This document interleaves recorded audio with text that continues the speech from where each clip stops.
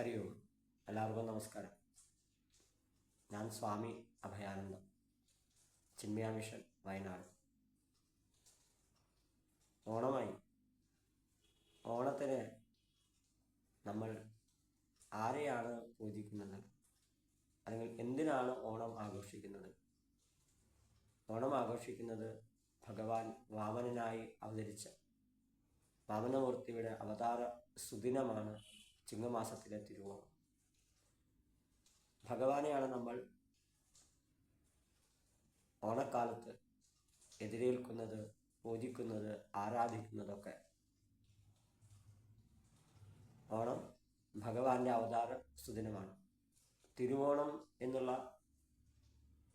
ആ നാളിൻ്റെ പേരിൽ നിന്നാണ് ഓണം എന്നുള്ള ആഘോഷം തന്നെ ഉണ്ടാകുന്നത്.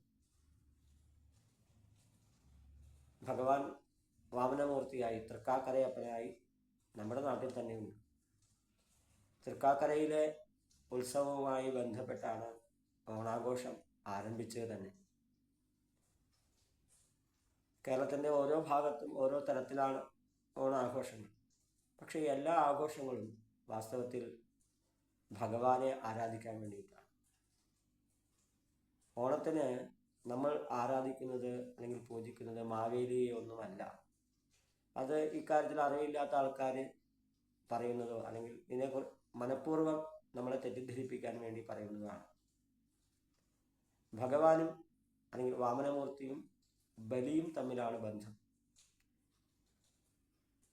ബലിയുടെ അഹന്തയെ ഭഗവാൻ തീർക്കുകയും 3 അടി മണ്ണ് ചോദിച്ച് ലോകവും അല്ലെങ്കിൽ ലോകങ്ങൾ മുഴുവൻ അളന്നെടുക്കുകയും ചെയ്തു. ബലിയെ അടുത്ത മന്വന്തരത്തിൽ, 8ാമത്തെ മന്വന്തരത്തിൽ ഇന്ദ്രനാക്കും എന്ന് ഭഗവാൻ ഉറപ്പ് കൊടുക്കുകയും ചെയ്തു. ഇപ്പോൾ 7ാമത്തെ മന്വന്തരമാണ്. 7ാമത്തെ മന്വന്തരത്തിൻ്റെ ആദ്യത്തിൽ നടന്ന സംഭവമാണ് ഭഗവാന്റെ വാമനാവതാര ചരിതം. ബലിക്ക് അർഹത ഇല്ലാത്ത ആയാൽ സ്ഥലങ്ങളൊക്കെ തൻ്റെ കൈക്കരുത്തുകൊണ്ട് പിടിച്ചടക്കി. അതിൽ ദേവലോകവും ഉൾപ്പെടും.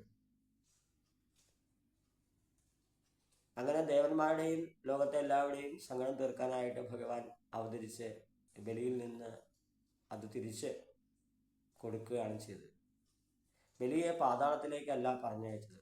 ബലിയെ പറഞ്ഞയച്ചത് സുതലം എന്നുള്ള സ്ഥലത്താണ്. ദേവന്മാർ പോലും കൊതിക്കുന്നതായ സുതലം എന്ന സ്ഥലത്താണ്. ബലി അവിടെ എപ്പോഴും വസിക്കുന്നു എന്നാണ്.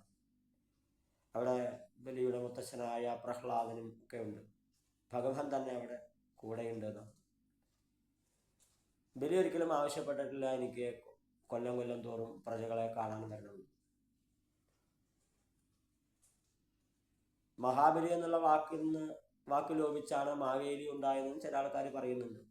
എന്തായാലും മാവേലിയും ഭഗവാനും തമ്മിൽ ബന്ധമുണ്ടെന്ന് തോന്നുന്നില്ല. ബലിയും വാമനനും തമ്മിൽ ബന്ധമുണ്ട്. അപ്പം ഭഗവാൻ അവതരിച്ച സുദിനമാണ് ചിങ്ങത്തിലെ തിരുവോണം. ഭഗവാനെയാണ് നമ്മൾ പൂജിക്കുന്നത്.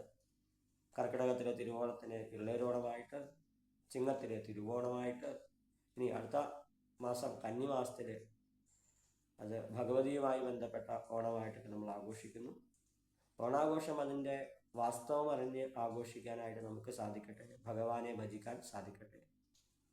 കൂടുതൽ കാര്യങ്ങൾ പിന്നെ പറയാം. ഹരി.